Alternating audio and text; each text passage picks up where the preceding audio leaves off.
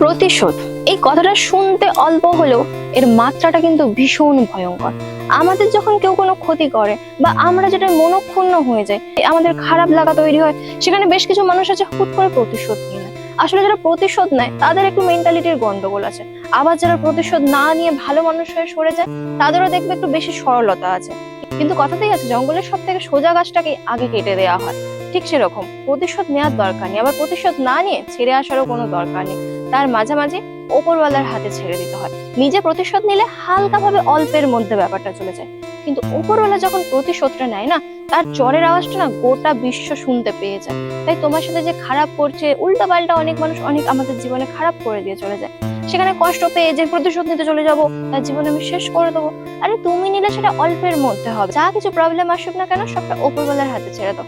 দেখবে ওপরওয়ালার জ্বরের এমন আওয়াজ না, সেই মানুষ একদম মাটিতে গড়িয়ে পড়ে যাবে। তাই প্রতিশোধ নেওয়ার রাস্তায় না হেঁটে নিজের কর্ম করে যাও, ফল সেই সব মানুষরা এমনিই পেয়ে যায়।